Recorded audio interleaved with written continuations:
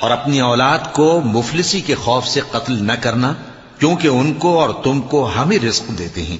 کچھ شک نہیں کہ ان کا مار ڈالنا بڑا سخت گناہ ہے، اور زنا کے پاس بھی نہ جانا کہ وہ بے حیائی ہے اور بری راہ ہے۔ اور جس جاندار کا مارنا اللہ نے حرام کیا ہے اسے قتل نہ کرنا مگر جائز طور پر، یعنی بفتوائے شریعت۔ اور جو شخص ظلم سے قتل کیا جائے، ہم نے اس کے وارث کو اختیار دیا ہے کہ ظالم قاتل سے بدلہ لے، تو اس کو چاہیے کہ قتل کے قصاص میں زیادتی نہ کرے، کہ وہ منصور و فتح یاب ہے۔ اور یتیم کے مال کے پاس بھی نہ پھٹکنا مگر ایسے طریق سے کہ بہت بہتر ہو، یہاں تک کہ وہ جوانی کو پہنچ جائے۔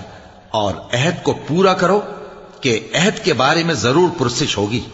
اور جب کوئی چیز ناپ کر دینے لگو تو پیمانہ پورا بھرا کرو، اور جب تول کر دو تو ترازو سیدھی رکھ کر تولا کرو۔